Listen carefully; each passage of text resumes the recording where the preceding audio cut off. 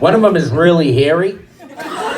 No, it's not funny, it's disgusting. Because he shaves, and he likes to use my razor. I keep my razor in a particular area, and he takes the cap off and he uses it, and he leaves the hair in the razor, and it grosses me out. I'm like, buddy, go get your own razor. We got plenty of razors. Stop using mine. You're being lazy. So not too long ago, I get in the shower. I go to get my razor. It's filled with hair. I'm like, oh my God. I put it back up. Now I'm pissed. And I'm like, all right, this ends tonight. I get out of the shower. I'm soaking wet.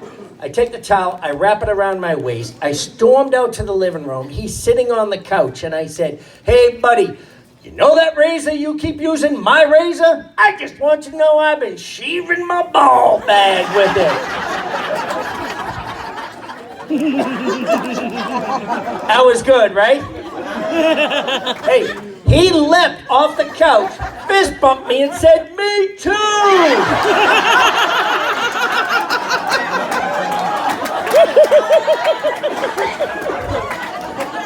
I felt the sweat coming on. I was a little nauseous. I'm like, oh my God, I think I'm gonna have a Me Too movement.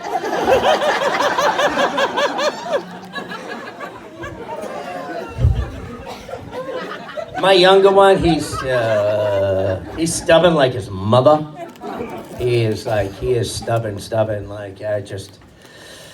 he's his mother in a little child form. When he was really little, we were coming out of a store, and I said, hey, stay next to me, I'm gonna hold your hand. He's like, let go. I said, I'll let go, but you gotta stay next to me. And he's like, okay. And as soon as we know at the door, poof, he was gone.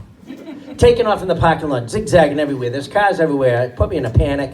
I was trying to chase him. I finally caught him. I picked him up, and I was holding him in front of me, and I was scared, and I was like, what did I tell you about running in the parking lot? And he screams, put me down, stranger!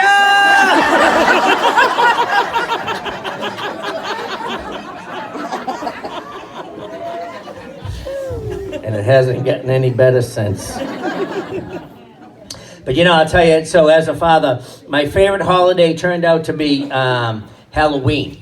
Love Halloween, because my boys came to me one Halloween and they were like, hey Dad, we want to do Barrett's haunted house. And I was like, ugh, I don't know, boys. I said, that's pretty intense. I said, I don't think it's cut out for you. And they're like, no, Dad, we want to do Barrett's. I was like, boys, you barely get through a Scooby-Doo episode. I don't think Barrett's is for you, but they were persistent. So I said, all right, we'll go to the Braintree Not So Scary haunted house. They brought their two friends. I shelled out like $40. We get in the car. My son's sitting here, my other son, and their two friends behind me or whatever. We go there. They go through.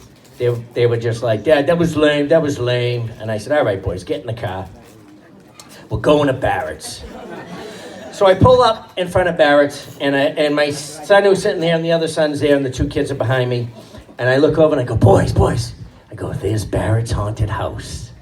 All of a sudden, this creepy clown on stilts came out from behind a bush, walked up to the car window, crouched down, looked in. My kid dove underneath the dashboard. My son was on top of his friend screaming, run! The kid behind me sounded like Rain Man. He's going, don't look.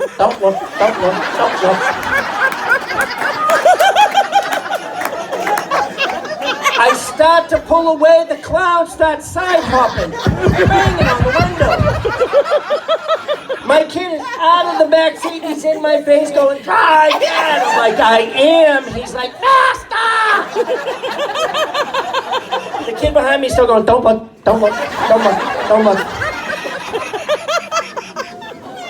I got out of the parking lot halfway down the street. I had to pull over. I was laughing so hard.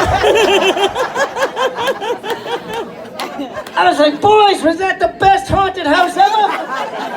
I said, we didn't even make it out of the car.